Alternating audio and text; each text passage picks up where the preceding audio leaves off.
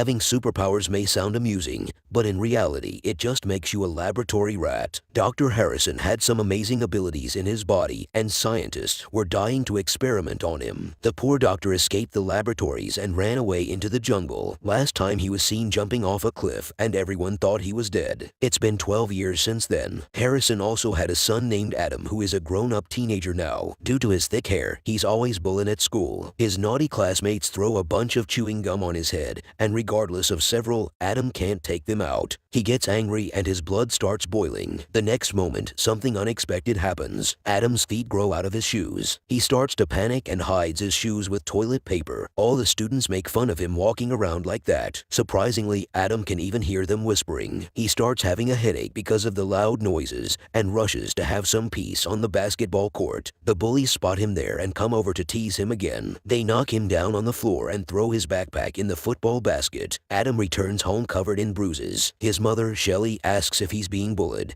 but Adam doesn't want to bother her. He keeps everything to himself and asks her mother for a haircut to remove the chewing gums. Afterward, he goes back to sleep. The next day, Adam tapes his shoes and gets ready for school. As he passes by the mirror, he notices that his hair has grown back. He rushes to the bathroom to cut them and puts on a hat. The hat actually belongs to his late dad. If he was here, Adam wouldn't be bullied so badly, but it isn't as simple as it sounds. The hair company that tried to kidnap Harrison isn't a usual one. It's a secret illegal base that does inhuman experiments to reach its goals. They are working on hair growth for years, not a shampoo or a hair tonic. They want to use genetic engineering to produce special genes for unstoppable hair growth. They have collected genes from all over the world, but haven't found what they are looking for. Unaware of all such brutal realities, Adam makes his way to the school. Fortunately, someone complained about the bullies, and they got a final warning from the principal. But Adam gets scolded too and warned not to mess around in the school again. However, as soon as he leaves the school gate, the bullies surround him again. They try to destroy Adam's hat, which makes him furious. He snatches the hat and runs towards the playground. The bullies follow him too. Adam's feet grow up again and kick in the air involuntarily. After hitting down the bullies, Adam rushes back home and locks the door. The bullies leave after throwing a stone at Adam's window. While picking it up, Adam notices a box hidden inside the vent. It consists of numerous letters Harrison has been writing to his wife. When Mrs. Harrison returns, Adam confronts her. He's really angry for being kept unaware of his father's existence. Adam locks himself in his bedroom and stares at the mailbox address he found in the letterbox. He decides to find his father and sneaks out of his house. It's raining heavily and a truck driver takes pity on Adam. The kid lies about his home address and hitches a ride to his desired place. It's a small mailbox followed by a huge forest. Anyone can get lost in there easily. Adam notices a squirrel picking up the letter from the mailbox and follows it. He reaches the top of the peak and loses track of the squirrel. Suddenly he hears a creepy rustle behind him. The poor kid gets really scared and starts running away blindly. He gets his feet stuck in a metal trap and falls in the middle of the road. A truck driver is heading there at a high speed. He was about to hit Adam, but then someone jumped away with the kid. The truck driver's dashboard camera filmed the whole scene. He believes it was the rumored Bigfoot who picked the kid. The news spreads around like fire and reaches the Hair Co. headquarters. They immediately reach the incident place and find Adam's backpack there. They break into Harrison's house, but no one is there. Shelly has already left to find her son, while Adam is taken away by Bigfoot. He opens his eyes in a huge treehouse and finds a hairy beast staring at him.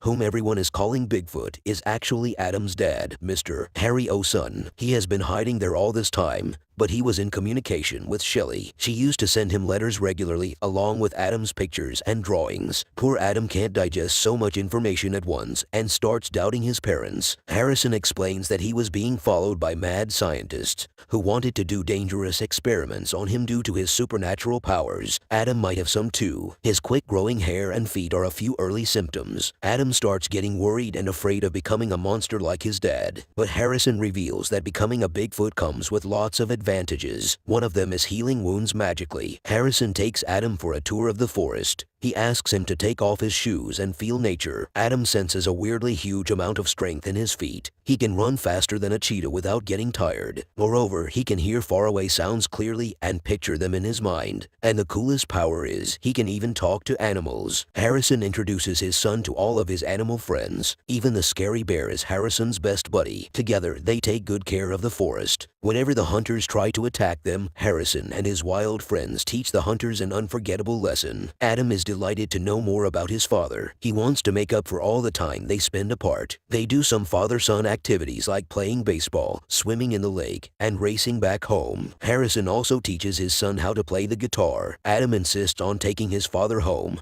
but it's too dangerous. Harrison was a young scientist who was studying his genetic changes when Herco found out about him. At first, they tried to hire, but then they forced on making a lab specimen. They are still keeping an eye on Adam and Shelley. To protect them, Harrison must stay hidden. However, it will more difficult now. Herco has captured Shelley, and they are marching out to find Adam. Harrison blames his son for all this mess. He shouldn't have come here and put everyone in danger. Adam accepts his mistake and wants to fix everything. He runs to the cops and surrenders, but the Hair Co. owner Wallace is not leaving without the Bigfoot. Adam tries to distract them, but it only results in triggering Wallace further. He locks up Adam in the car and leaves him in the burning forest. As expected, Harrison comes to save his son and gets captured by Wallace. He hands over Bigfoot to his mad scientist, who immediately starts experimenting on the DNA. Harrison tries to protest, but Wallace threatens to harm his family. To keep his son and wife saved, Harrison gives up. Meanwhile, the animals decide to leave the burning forest to find another home.